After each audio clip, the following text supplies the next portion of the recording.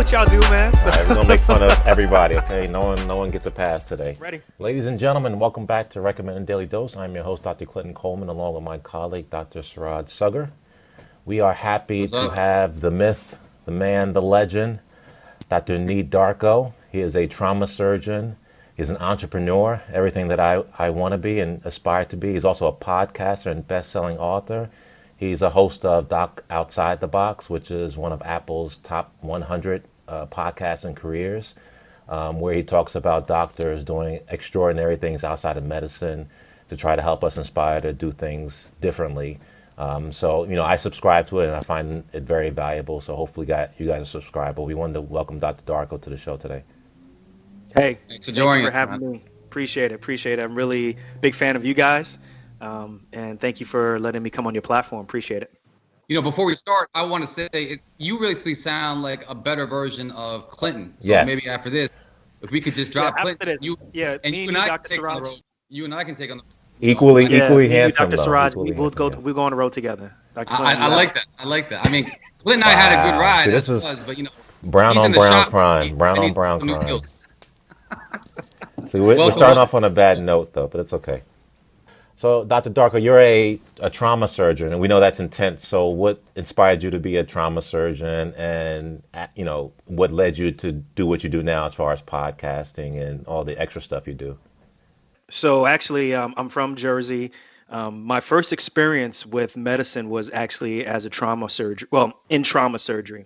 So I went to Lehigh University, and before the actual year started, there was this minority program that you would go to try to help you acclimate from going from an inner city area to being at this school. These programs are pretty prominent. And they had an minority alumni weekend where it's like the fresh air fund, right? Basically, right? You go out, you ride some horses. No. But there was a trauma surgeon there who went to Lehigh, but he'd practiced at University Hospital in Newark, New Jersey, which is not too far from where I lived. And at that point, I knew I wanted to be a doctor, but I just never had been in that type of environment in a hospital. So he said, look, before the school year starts, why don't you come and spend some time with me, and we'll see how it goes. So I was like, bet, let's do it. So literally a couple of weeks before actual school year started, my parents dropped me off right in front of University Hospital. Dr. Garrison came out and met me, talked to my parents, and I spent several hours there. But literally as they were driving off, his pager went off, and he's like, yo, we got to get to work. Wow. And brought me into the ED. And I guess there was a gentleman who got shot multiple times. He came in, he put me right in a corner far away where I could see, but I wouldn't get into the way. And it was fascinating. It was, they brought this guy in, he was in pain. Everybody's in their gowns, and there's people going all over the place, but it was almost like he was like the maestro. You go here, you go there. It's like this chaos, but it was organized chaos. Right. The guy was screaming in pain. They turn him on his side, and I see blood dripping from his back, and it scared the heck out of me. But I was still like, man, this is crazy. And then after a couple of minutes, he was like, enough. That's it. We got to go upstairs. And they took him upstairs. I couldn't, be in the OR with him because I was still a volunteer at that moment. But a couple hours later, he comes back out, and I find him giving a hug to the family and comforting them. Patient lived. And I was like, that's it, man. That's what I want to do. You know what I'm saying? I want to be in charge like that. I want to kind of take someone to the operating room and then kind of be able to comfort a family member after that. And that was it. I was hooked. Yeah. And then after that, I was just kind of hey, I want to be a trauma surgeon. But once I got into medical school, I was like, I'm going to keep an open mind. But it was always surgery that just kept tugging at me. This is kind of what I want to do. This is where I want to be. Fast forward, I became, I went into general surgery residency at Morehouse. And then I did a trauma surgery fellowship at University of Miami. And it was time to look for a job. And I just started realizing that you would go on these interviews and, they put their best foot forward. And they got jazz hands and they dancing and telling you, this is the reason why you need to come here. You spend 8 hours there. And then a couple of days later, they send you this contract. And the contract was really restrictive. Yeah. And it was, that whole process of negotiating was just really bad. It left a really bad taste in my mouth. We're not taught that in med school, right? We're not taught that how to negotiate. We're not taught that in medical school. It was very intimidating. They're just just take it. So my wife, but she was my girlfriend at the time, she said, why don't you consider locums? And I was like, locums? Why should I do locums? And I completely turned and brought my nose up to it. And it was mainly because the other fellows weren't doing it, right? Which is actually, if you think about it, this really stupid reason not to do something, right? You're literally following the crowd. So after a couple of more times of this, where I was just like, and things that were a major issue was like, how often am I going to be on call? Like, what's going to happen if I go past that? Like things that we actually all should be asking questions about. So finally, I did locums. It was great. I had to kind of, learn, to handle, difficult cases on my own. But I just started meeting people who were just doing some really interesting things. People who were working locums just to kind of support their life overseas, working in like Sierra Leone or Ivory Coast, doing medical mission work there, or people who had their own businesses, people who were doing locums and they were medical consultants for CBS, or people who were coaching other doctors, people who were podcasting, it was just like, I didn't know about this world. Yeah. Right. I didn't know about this world. And I was like, how is it that, I got this far into my education and I never knew anything about it? And you combine that with the fact that like I had a whole bunch of student loan debt, me and my wife, almost 700,000 in student loan debt. And we were listening to podcasts like crazy, reading blogs.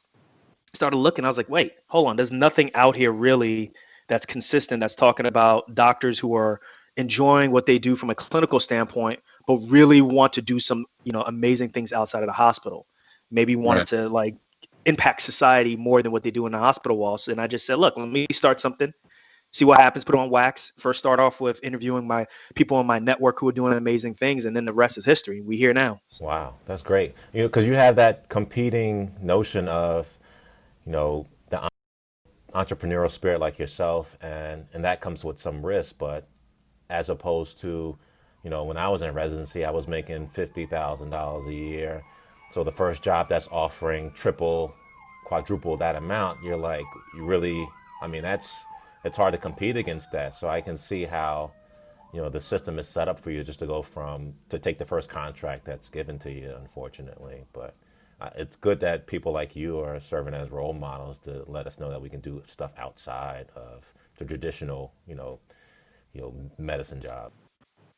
Yeah, I want talking about role models. I mean, I even want to back it up a little bit, because Clinton and I talk a lot about need for more minorities in medicine, right? And you need role models to even get into medicine. So, I mean, I was actually very struck by your conversation, Dr. Garrison, who, by the way, I knew also from residency. He worked a lot. Really? Can I cut you off for a minute? So you did students of medicine and dentistry at UMD&J. I did that program too. So Really? yeah, it's such a small world. When I did that, I think 2 years in a row, right before med school. And it was it was a transition from me, not knowing what I wanted to do and actually, working with some role models. So, programs like that are, change people's lives. So, all right, go back.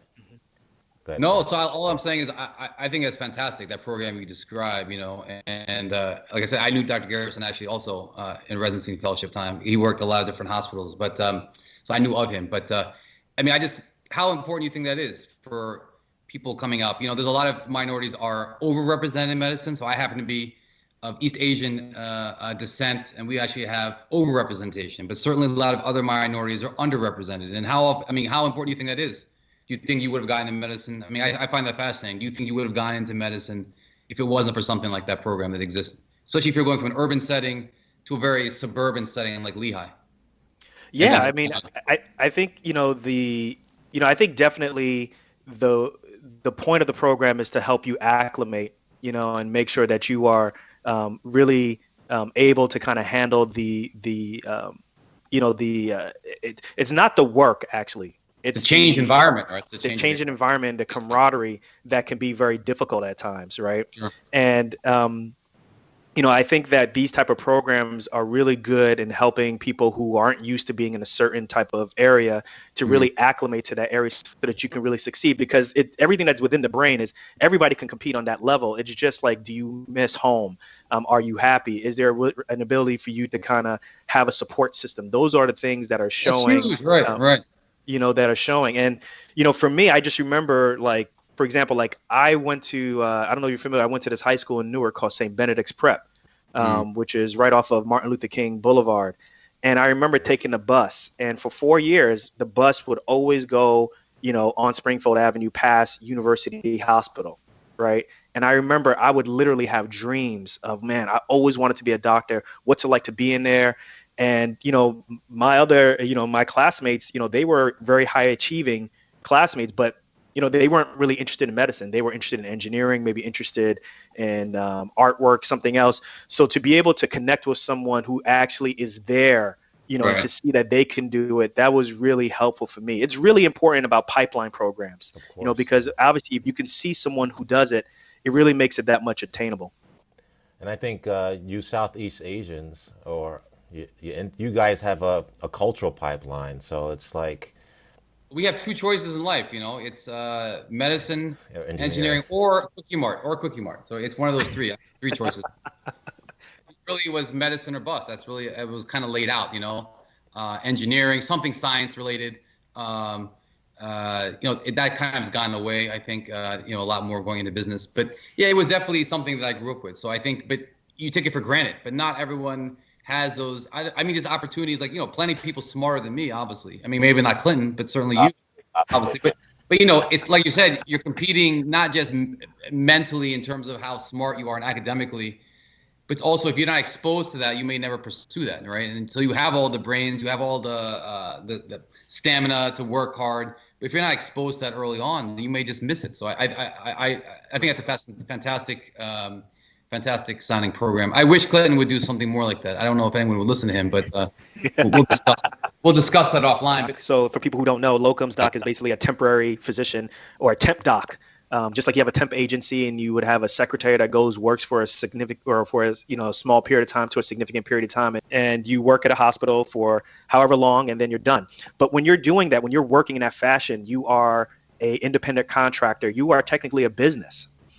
So one of my first experiences was being in a hospital, working in a temp agency, and there was a competing set of physicians who did exactly what I did, but they worked as a group of doctors in their own business. And I found out they were getting paid literally 100% more than how I was per day. So basically the temp agency was taking anywhere between 30 to 50% of what I was doing. And it was just like the biggest gut punch that you can take, because I'm the one who's doing the 24-hour call. I'm the one who's putting myself to litigation and malpractice. I'm the one who's operating past 24 hours. Yet, this agency is taking a significant chunk of money. And then I saw these physicians who were just coming together and forming their own group and getting 100% more than I was on a daily basis. What? So that once I figured that out, I was like, look, man, I got to go into business for myself. I got to figure it out. It was difficult at first. You get nervous. Like, how is it going to be forming my own company? 2, finding my own health insurance. How do I do my own, retirement savings? All these different things were really difficult, and it was tough at first. But that pain of knowing that, listen, if I can just really understand this stuff, I can literally bring myself more money. I couldn't turn a blind eye to that. And that really started the whole concept of, for me, like, wow, like entrepreneurship really wasn't pressed hard in my family. But once you see that example out there, that's another example you see. You're like, I really got to take on, this concept, and I really got to master it. And from there, I didn't look back. And I've always now just, really fully embraced just kind of being in control of my own schedule, how I work. Even so you have your own LLC or PC, so you don't use a temp agency or locums agency. You just go straight to hospitals themselves and you say, hey, I'm available for shifts or what have you. I mean, how do you even get contracts, like, since you're not using a temp agency or absolutely. So I created my own temp agency. So I'm my own temp agency. We're our own LLC. I have my own email address, website, and I contact the hospitals and say, if you have a need for X, Y, and Z, I can provide X, Y, and Z. And then also we had OB-GYN doctors who were working with us also. So my company was providing OB-GYN services for hospitals. So it's just like you start to realize that, wow, not only can I take this concept for myself and bring in more money for myself, but I could also empower other physicians to have the lifestyle that they want by taking far less than what a normal temp agency company can, educating them on their finances and personal finance, paying off their debt, and them earning more money because I'm using technology, to really get over that overhead that you would have to focus with another temp agency. So that's really huge for me. So what kind of technology are we talking about there? Like what kind of technology? That's like that Right. you're able to cut down overhead. You're talking Oh yeah. telehealth, talking No, no, no, what? no. So right now it's from a traditional practicing OB-GYN standpoint or a trauma surgery standpoint, that stuff doesn't change. You have to be in a hospital for that. But we're Right. talking about credentialing with virtual assistants. Mhm. We're talking about virtual assistants who may be in the United States or maybe in the Philippines. We're talking about doctors submitting their timesheets electronically by their phone as opposed to giving it to someone who has to type it up and you have to pay that person. So Gotcha, gotcha. we're credentialing electronically. So I don't have to pay someone else a significant amount of money, like $35,000 or $40,000 to keep them on. And then that's going to, take into the chunk of what physicians are going to make. Sure. I can do that all electronically. So that's where, we're able to compete with the huge, large temp agencies and get better rates. So do you think, just to backtrack, this entrepreneurial spirit is out of, away from traditional medicine? We do it because we have to, or you think that's just a natural transition because, 10, 15 years ago, doctors were just happy in their practices. Now you see doctors doing stuff outside. I'm asking, are they doing it, just to make more money, to have better quality of life, or just because we have to, because reimbursement is so poor or the options are so different? How do you see that? Because you talk to so many people doing certain things outside of medicine. Mm. And Dr. Clenton, I think you just answered all of those and all three of those examples. That's the case. I think first one is doctors realizing that this employed model really, for the most part, is not working for them in terms of reimbursement, how much money they're making, as well as trying to be in control of their lives. As hospitals are realizing that it's important to take, these standards of care with how we treat patients, it really has taken the autonomy away from the physician. Sure. And really focused on the hospital system way of treating people and taking care of people. So if you don't agree with something, you can face some backlash, right? Which is what we saw with some of these with COVID-19 and some of these ER physicians or physicians in general who maybe disagreed with some of their approaches of their hospital and received some of the backlash. So I think in that regard, that's causing some doctors to be more entrepreneurial. The second one is, like you said, just being in control of your schedule more. People are realizing that, hey, man, I got into becoming a physician because I wanted to have control. Right. And I don't have that. I wanted to, spend some more time with my families. I think we're starting to see that previous generation of ours that did a good job with medicine, but high divorce rate, particularly in surgery, maybe estrangement from their children, all the things that, we don't want that can cause us to, be working into our 70s because of divorce and so forth. I think we're learning and catching on to that message and realizing that, listen, I need to be more balanced just for even my mental health. Right. Right. And then also from a creative standpoint, I think we're starting to realize that it's really important to be balanced, not just from a mental health standpoint, but also from a creativity standpoint. Like you guys have this podcast where you're talking to people from various walks of life because that's what you really want to do. That's what you want to talk about. That's a good point. And being in a hospital and taking care of patients. Go ahead, please. Yeah, definitely a creative outlet. I mean, having some income would be great, but we did it because we were just tired of the 9 to 5, not 9 to 5. It keeps us sane. Absolutely, it's a creative outlet. Absolutely. So I think because people take for granted, I think doctors are these monolith creatures that just want to do medicine. They have no goals and aspirations outside of what they do on a day-to-day basis. So I want to transition into your humanitarian work. So you mentioned that you do a lot of traveling. I think locums is probably the best outlet for that. So what are some of the places you've been and things that you've done outside of the country? Yeah, so me and my wife, my family's from Ghana, West Africa, and we do humanitarian work in Ghana. So we're with an organization called International Healthcare Volunteers. Hey, if you guys are interested in coming, we'd love to have you guys come. But it started about 15 years ago. Started 15 years ago as primarily a women's health humanitarian trip. And it started mainly because the guy who started it, he's from Ghana. He left Ghana at an early age and he went to go visit Ghana and his niece was pregnant. He went home and found out later on that his niece died during childbirth, which is way more prevalent in third world countries than here, right? That's a major issue if someone dies of, while delivering, a woman dies. But over there, it's almost commonplace. So when he called and tried to investigate, basically they were just like, look, man, come on, like you left, right?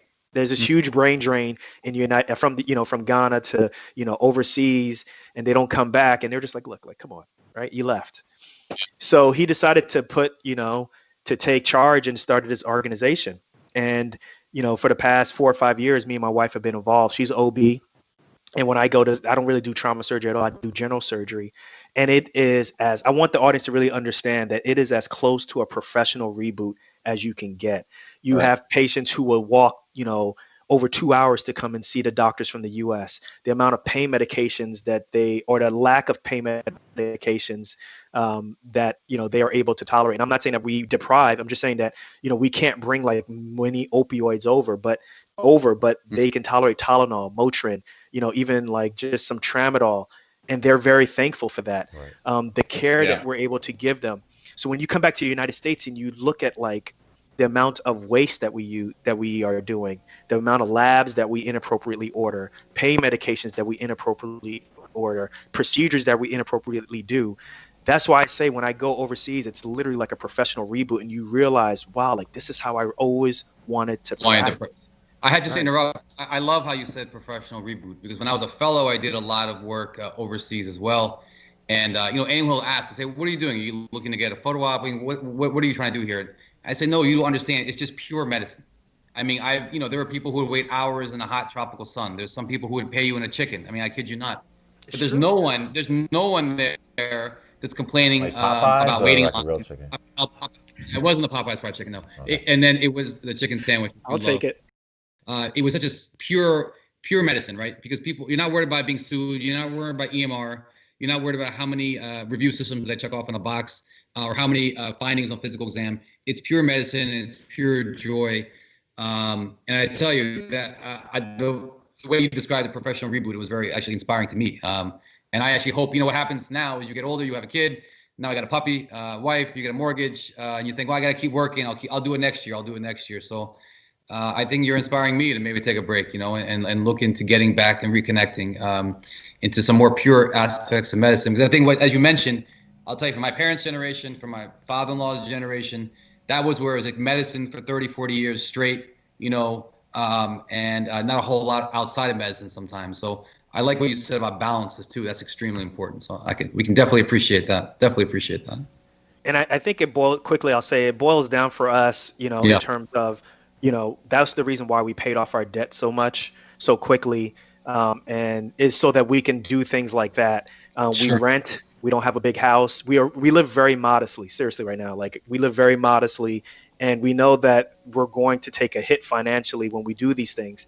So as a result, we've really lowered our expenses so that if we need to take a trip like this, one, since we're complete locums, we don't really have to answer to anybody. And then also at the same time, we can take the hit from a financial standpoint with that. And that's the other big thing too, that I try to encourage doctors is, look, if you can, try to decrease your expenses, try to pay off your debt as much as possible, because the less you have to go to work and be forced to do things that you don't want to do, the more power and leverage you get. It allows you to walk away from things that you normally wouldn't do. I think that's a whole FIRE, right?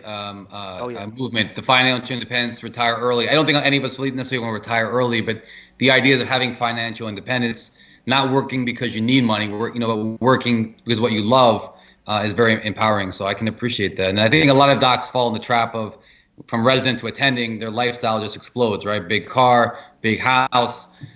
Who was it said more money, more problems, Clinton? That's right. But anyway, so says the...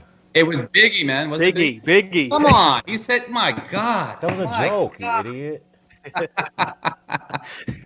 But very wise words there. Very wise words there for everyone listening.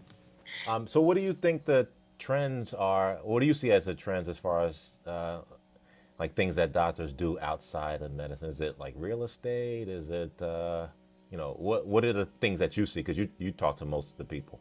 I think the biggest thing right now is, like you said, is that passive income. So real estate is huge right now. I think also, not just from real estate, I think what people are starting to see now is telehealth. Yeah. Being able to bring in additional income without having to be in the hospital. I think the biggest thing also too is learning to really control your finances and your expenses so that you can say no and have the leverage. And then obviously, I think doctors were last to get to the table of this creativity movement, which is creating stuff for other people to consume, i.e., podcast, YouTube, just right. being an influencer. I think those are the really big four things that a lot of people are jumping on. With, like I said, the last thing being an influencer in some form or fashion. So I want to get into some serious stuff, if that's okay with you. So Let's do it. Let's you're do it. Come on now. Jump right I in. just wanted to, thank you for your last podcast. You actually, I've subscribed, but you also sent me a message about it, and to listen, Yeah. it was really powerful and impactful, especially something like this, during these times. So, how's the experience as far as what's going on, and as far as race relations in America and actually around the world? I was surprised to see other countries, protesting. So it lets us know that we're not on the island. But how has all this like impacted you and how you're working and your outlook on it? It's a very sobering and humbling situation to see people throughout, people in New Zealand Yeah. protesting about this, people in Africa. There's no black people in New Zealand. They're Right. like, Right. it's real But there. they see what's wrong, right? Right. And it's when I did this recording, I wish I had done it earlier, right? But it's the recording, it started off with me giving a timeline of all Right. of these major things. And you guys are from this area, so of this stuff, right? Michael Yeah. Stewart and Eleanor Bumpers and Sure. all The these names, the things ages, that it's like happen. yeah, we see it. You So remember this stuff, I right? know, but we see it so separately. When you put it all together, it's like, wow, it's amazing, but it's tragic. So Right. I had no But you remember words. Yeah. those were the big things at that time. They Right. were really big, Yeah. and that's that's the two things. The big problem with racism is it's systematic, but it's so insidious, Right. right? So you can always explain it away. Well, this is what happened to this person. Well, was he fighting back? Did Right. he have cocaine in his system? Right. Was it this? Was it this? Why did he do that? And it comes to a point where you're just like, basically my life is not as important as other people. Yeah. I've learned it at a very early age. And if I don't do the right things if I'm stopped by the police, my life can end just like that. And nothing will happen, no accountability. It's it's a gut punch. It's a very difficult pill to swallow when you explain it to other people. It's really hard for them to understand. So to have this be consistently in the news, consistently seen, with protests, I'm a little bit positive, but also at the same time, I'm a little bit cynical, because the true action, I think, what's really going to change people is what happens in 2 months when this is not on the national Right. scale anymore. What happens when the NFL season begins and all eyes are looking at certain players and they take a knee during the national anthem, and the president is putting pressure on this, and all these different, fraternal order of police are saying we're not going to come to the games. Is it still going to be popular to say Black Lives Matter, right? That's where I'm really going to be like, okay, I'm going to be paying attention. So to see what's going on now is great, but I really want to see action when it's not popular anymore. I want people to know, like, listen, like this, we've seen this before. We haven't seen it as big as this, but we've seen these major events where people are really pissed off and then it just dies off and so forth. So, like I said, it's it's just one of those things that you just accept, right? And now that I have a 3-year-old and I have a 9-month-old, I look at my 3-year-old and it's just like, when are we gonna have this talk? Yeah. Is it gonna be at 5 or is it gonna be at 7? What do you think is our responsibility as physicians, right? I mean, so not just as American citizens who are outraged, but as physicians, do we have a special responsibility? Because I know the Infectious Disease Society of America said, look, racism is not just a social issue, it's a public health issue, right? And because we've talked about before in the discrepancies in access from medicine, et cetera. But as a doctor, what do you think are our responsibilities? I mean, to address this specifically within the realm of medicine, if any? Much like I blame, I give some of the blame to good cops who don't say anything about the bad cops. Right. I think from a physician standpoint, we've abdicated our ability to advocate for our patients. We've completely abdicated that. And that's a shame. Like, we should be on the front lines of this 10, 20, 30, 40, 50, 60 years ago, saying that, listen, there's a significant portion of our population that is dying unnecessarily. Like, I mean, is that the point where life insurance may have to start rating Black men's insurance and say, look, like this is a predisposition, like, to you dying early. Right. So for me, I'm just like, physicians really should be on the forefront of this and saying that this is a public health crisis, Correct. that Yeah. people are dying. We need to be speaking up, white, black, whatever your background is from a physician standpoint. This is a major issue, much like hypertension and so forth.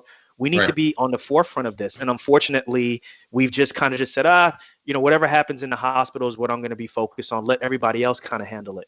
So you And think you think it's the AMA, or who is it that's abdicated the responsibility? I think Or how, I think us individually as physicians, I think us collectively as physicians, and that means also the AMA, the AOA.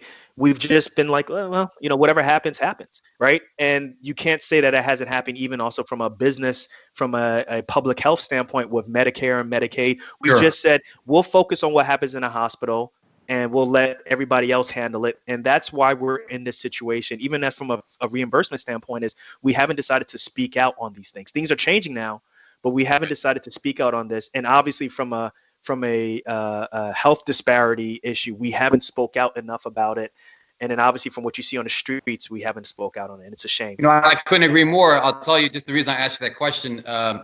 I follow these message boards for IDSA and Infectious Disease Society of America, et cetera. And, there was some arguments going back and forth, people saying, well, why is there a political slant to our discussions? Or why does these professional societies that represent the infectious disease physicians, why are they having political statements? We should just focus on the science. And I think racism is a public health issue, and we absolutely need to talk about it. We cannot just exist in a vacuum and talk about viruses and bacteria and just hope everything else works out together. Social aspects of medicine are just as important as pharmacology, virology, whatever it might be. And I think I agree with you. I think I was actually realizing, of course, that's how it should be, but that's probably not how it has been done. And I think that is actually was shocking to me, that yes, we fight for different things, but I haven't seen a lot of that from physician-led societies really speaking out. Maybe now, but that's a little too late. It should have been doing all along, certainly. So I think we have a lot to work to do in that. I think as soon as you politicize race, the battle is hard to fight, right? The same thing happened with, Kaepernick taking the knee. As soon as they made it about the flag, it was no longer about race anymore. So, I think the same thing applies now. It's becoming less about race. It's more about, riots and protests, right? So, I see people angry about riots than they are about the treatment of black and brown people, which is, mind-boggling to me. You didn't see that outrage when, Correct, yeah. The guy had a knee on his neck and it was pulseless for 6 minutes, and 2 minutes he had the knee on his neck still, right? So that's, to me, that's eye-opening and shocking at the same time. So, but I think back to what we were saying about responsibility. I think it's the individual responsibility of the physicians.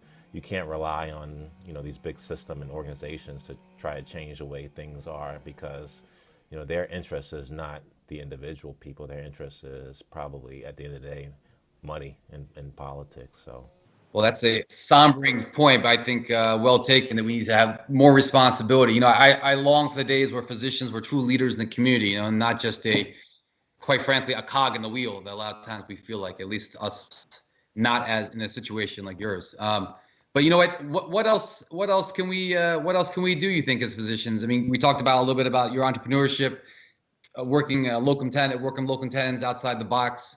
But what about creatively, health-wise? What else do you do, just to keep yourself sane in these crazy times? I mean, I know you have a lot going on, it sounds like, but I suspect you're doing other things as well. What else you have?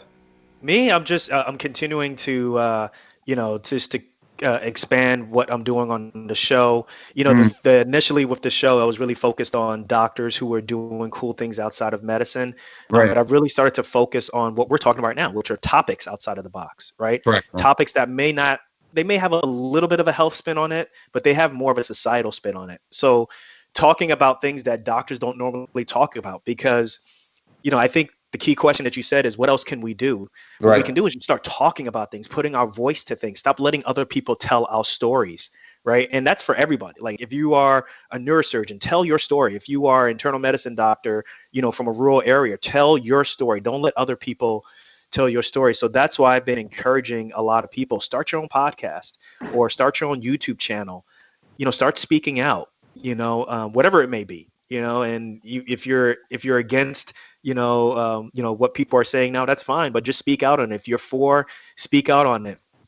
So I think that's the most important thing we can tell people is just like, look, like, just like Dr. Clinton said, like, stop waiting for, some large entity to tell you A, do B, do C, and then we'll have this harmony. Just be a change agent on your own, and whatever it may be, whether it's a blog, a podcast, a YouTube channel, just start. And because usually, especially you and me, Dr. Darko, we're like the smartest people in the room. So wait a minute. When doctor's in the room, so I think we can use that leverage to try to fix other problems outside of medicine. And I think Clinton's a med student. Are you even a doctor at all? Are you attending? Well, let's zoom in on those plaques behind it. Because you can't even figure out how to do a Phoenix podcast without online? your landscaper. Without your landscaper. Every time we do the podcast, he's got landscapers I'm out in the there. office, and I know. It makes it real, makes it more real. It makes it without fail. You can zoom in my plaques later. I got my high school diploma up there, and I think my middle school diploma maybe as well. Well, we know you gotta go soon, but any parting words? Or I really want to promote your show. Where can people find you and subscribe? And you have a YouTube channel or social media? YouTube channel yet, but we're working on that. But you can follow me basically on all social media as Dr. Nii Darko. So that's DR, N as in Nancy, IIDARKO. And then for the podcast, anywhere where you can get music, anywhere, with Apple Podcasts, Google Podcasts, Spotify, Stitcher Radio. I don't even know if anybody still listens to that, but anywhere where you can get, your favorite podcast, that's where I'm at. MySpace. My parting words are MySpace, you know what I'm saying? My parting words are, listen, everyone, like, now is the time really to take a stand. Now is the time, to really take some action. This is an opportunity to be creative with your voice, be creative with your online presence. And if you're worried about being perfect, that's the wrong thing. Really focus on the process, really focus on coming back every day and helping someone, whether you stutter when you talk or whether you don't feel like really comfortable in front of a camera, it doesn't matter. You never know who you're going to help, right? You never know who's on the other side. So I always just tell people, stop worrying about being perfect. Just start. Don't worry about anything else. Just start. You never know who you're going to touch. Well said. Well, we'd like to thank Dr. Nii Darko, host of Docs Outside the Box, for joining us. As you can tell, he's a special man. So please check him out on his podcast. Also subscribe and follow him on all the social media. Dr. Saggar is going to sign us out, right? As always, we appreciate be well. We appreciate our guests. We really do. And, I'll leave us with a little quote here from my hero, Mahatma Gandhi, which is, be the change that you seek in the world. I think that's something we can all take to heart. So thank you so much for coming on. On behalf of me and my sidekick, Dr. Clenton Coleman, we are Recommended Daily Dose. And until next time, be well.